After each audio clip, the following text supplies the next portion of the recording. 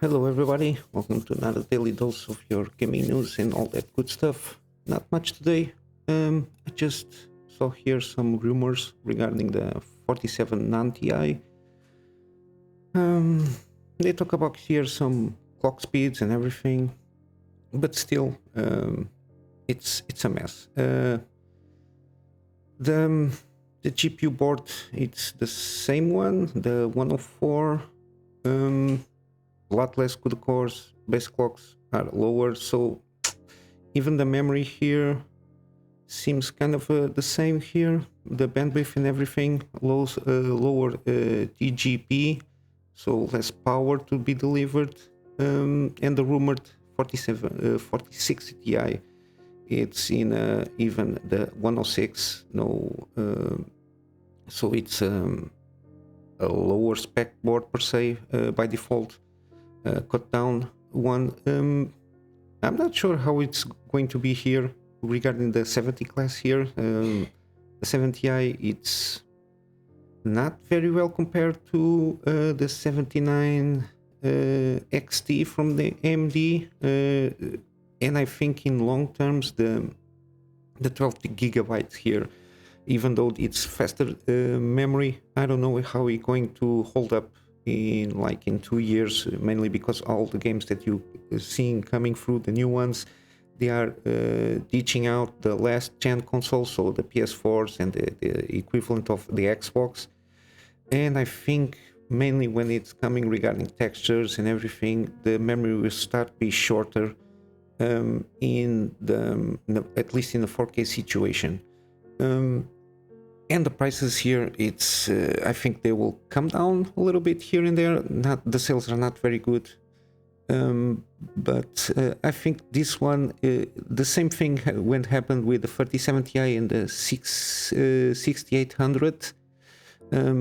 6800 had the double of the memory regarding the 70 class, the 3070. And now it doesn't hold up that well. The 3070 class card doesn't hold up very well regarding when these new games, when you need more memory in the GPU to handle all those, for example, textures, which is the one that pulls more memory.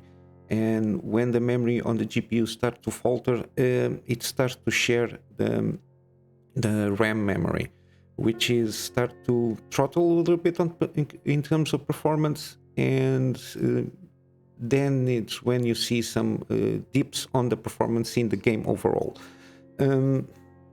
It's a decent one, the 4070 Ti now, if you buy it now in at least MSRP, but I think that the AMD counterpart, which everybody tries to compare here, the XT one, I think it's going to age better than this one, but let's stop the ranting here for now. But yeah, I don't think the 60 class cards and the 4070 non-Ti, I don't know how they're going to do. They're going to do well below.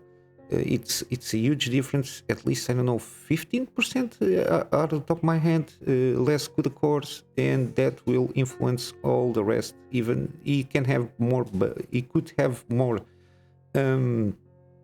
clocks, but the fact that it's the shaders and the good cores, if they are less, you can only get that much more, even if you boost clocks. So I don't know, it's going to be a significant drop in performance, I think, but we will see. I hope that the card is not bad, but I don't think so. But in better news, Intel is planning like an overall update on their R control software, I think it's called. At the moment, it seems to be like an overlay thing, but I think they are going to do kind of some tweaks here to make it so that it is like a separate app. But my point here is that the drivers that they are being launching in a timely fashion, in a regular basis, they are improving a lot the performance of the ARC GPUs. And as far as I can be seeing here and there in YouTubers that are testing and keeping up to see how it matches the competition, from what I'm getting, it's the 70, I think it's the A77, 770. Um, it's very well competitive with the 3060 and the 6700, I think. It's the performance is very comparable, at least the rasterization, and I think because they have their own kind of RTX thing going on there, and DLSS technology, they handle pretty well. Also, they have more memory than usually the Nvidia cards, and they are way cheaper than Nvidia, and they are very competitive regarding AMD competition. And I think if you are looking for a mid-range GPU, I think you might have a look on the ARC GPUs, because I think my opinion is, I never tested one, but from what I'm seeing, it starts to be a good option if you're looking around that equivalent of the 3060 card performance-wise, and it's usually more cheaper. And they are bringing support. They are not going away. At least in the 5 year that the plan they are making, they have to invest here, because they need to start putting out a framework for the GPU market, and this is the first step. It started a little bit shaky, but it's stabilizing and it's improving little by little. When they do this overall drivers updates, they are seeing a slight increase in boosting. The support on older DX9, DirectX 9 games are way better.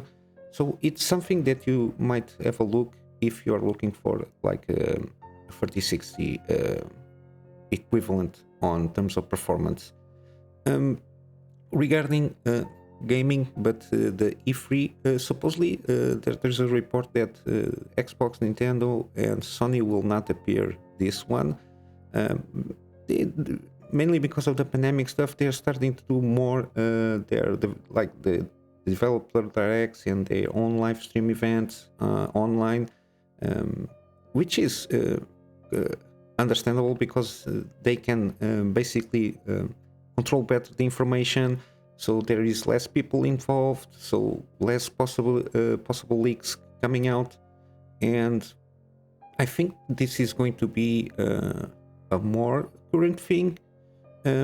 Especially, I don't like that much, because E3 in the last events they did, they open up more to the public, so it's less more an insider thing. So I suppose companies feel that they have more. They don't like that much. A lot of people trying to get scoops and everything, mainly because of information. Because information is power regarding this, so they want to control the best they can the information that they have to show people. And I think they found a way through these digital showcases. I think it's better for them to control the information.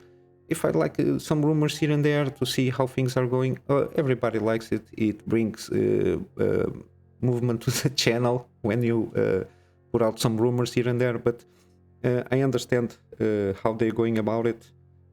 At least the three big ones. I think it's a good thing for showcases, for highlighting, for example, indie companies that they have they're not that visible in the sea of the internet. So I think it's good to showcase they try to showcase their games, because at this day and age you can see like a good indie game, but it's like a fluke. For example, Vampire Survivors, it launched and people got a hand of it, and all of a sudden it's a very good game, but it's like 1 in 1,000. And I think this kind of events here are good for this kind of things, to highlight some pretty good indie games that I know for sure they are out there and people didn't notice them. But yeah, for gaming news, this is it. I'm going to bring you some gaming deals again. Resident Evil, the Resident Evil 2 and 3, the remakes ones, they are cheaper, so 75% off, around $10 give or take, but you have the deluxe editions and the raccoon, like the super editions or whatever they like to call them. They are all here, and I'm not sure. And okay, Village also, it's 50% off less. It's a newer game, so that's why.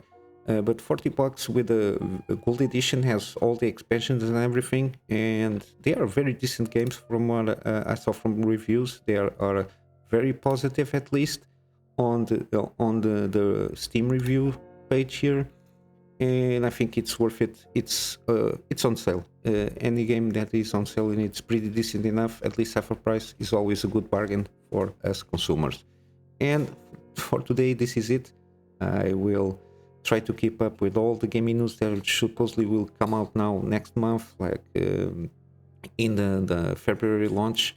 Try to keep up with the reviews and all that good stuff. And I'm going to wrap up here with my usual stuff on GoGetFundMe for me to upgrade my PC to deliver better and more content for my private clients. I want to start doing more video content and improve my image quality on my work. And of course, in my free spare time, I will continue to do this gaming news and start doing some gameplays after the PC is upgraded, and doing some deep dives on script content that I have some ideas. Sometimes they come up, and it's one of the things I like to explore. And with all that said, guys, I hope you have a wonderful day. I will see you in the next one. So until then, Kunamy Master out.